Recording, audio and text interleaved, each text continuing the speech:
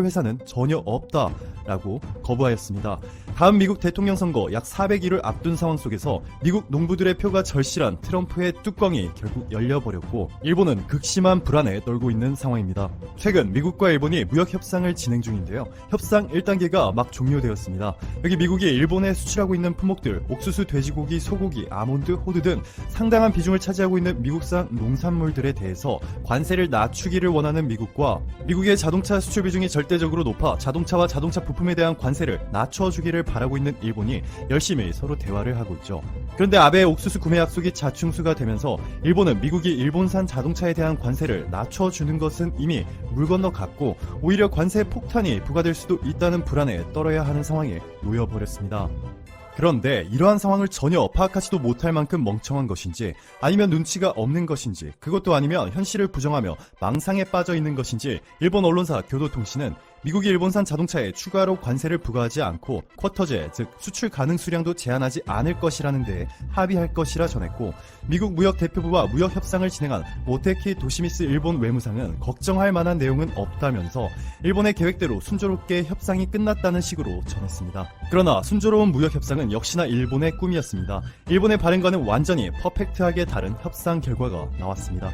자, 지금 현재 일본의 아베 총리와 트럼프 미국 대통령이 무역협정문에 서명한 장면인데요.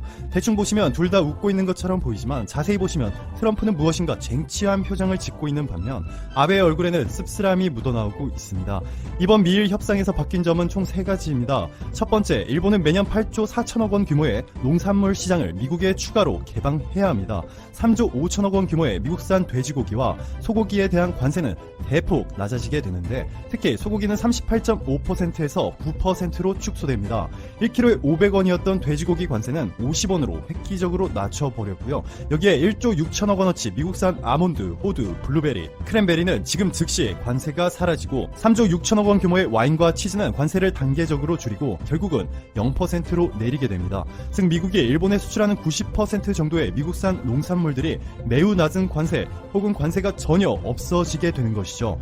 여기 미국이 일본에 수출하는 품목들을 다시 보시면 논란의 옥수수를 포함해서 농산물들이 상당한 비중을 차지하고 있는 것을 확인할 수가 있습니다.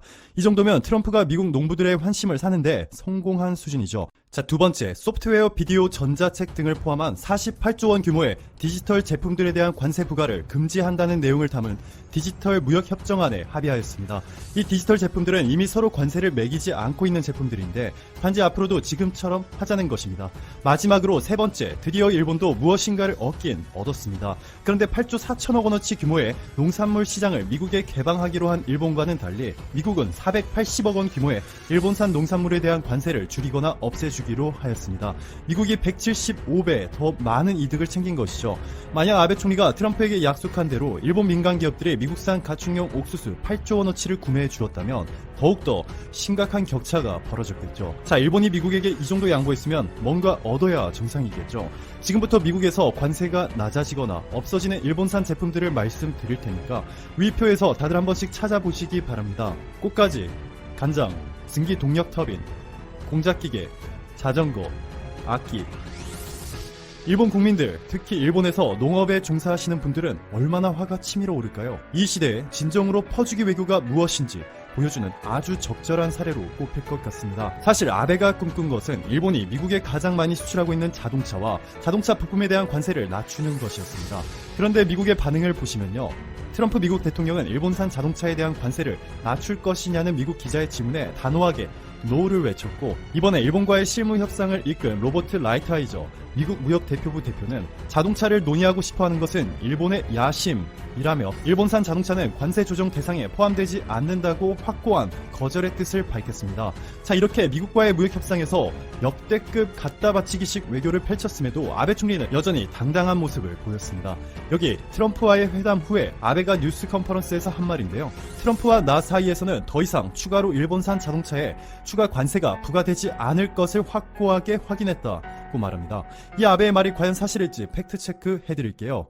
뉴욕타임스는 이렇게 말합니다. 이번 합의문에는 트럼프 대통령의 무역 확장법 232조에 따라 일본산 자동차 수입에 관세를 부과하지 않을 것이라는 명백한 보장이 담겨있지 않았다라고 말이죠. 이게 무슨 말이냐면요. 미국이 무역 확장법 232조에 따라서 일본산 자동차의 25%의 관세가 언제든지 매길 수 있다는 것이죠. 현재 일본산 자동차에는 2.5%의 관세가 부과되고 있는데 이가 10배로 오를 수 있다는 것입니다. 지난해 미국에서 판매된 자동차 브랜드 상위 랭킹을 보시면요.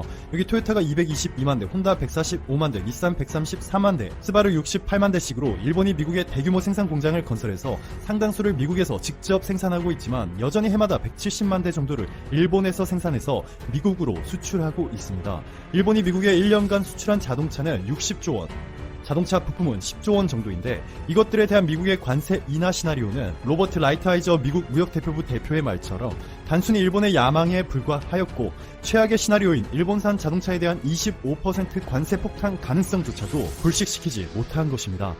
이렇게 최악의 성적표를 받아온 일본 정부. 그런데 정작 피해가 가장 심각한 집단은 가만히 묵묵히 일만 하고 있었던 일본의 농업과 축산업 종사자들이죠. 이미 일본은 미국으로부터 해마다 옥수수 2조 5천억 원, 대두 1조 2천억 원, 돼지고기 1조 5천억 원, 냉장소고기 1조 2천억 원, 냉동소고기 4,600억 원, 쌀 2,300억 원, 밀 8천억 원, 치즈 1,700억 원씩 수입하고 있는데 여기에 추가로 8조 4천억 원어치 저렴한 미국산 농산물들이 일본에 쏟아져 들어온다면 상상도 못할 만큼 끔찍하겠죠. 한국과 일본의 농업 GDP 추이를 비교해서 보여드리면 이렇습니다.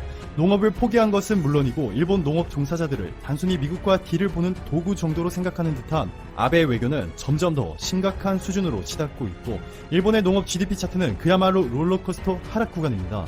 반대로 같은 기간 한국의 농업 GDP는 견고한 상승 모멘텀을 유지하고 있죠.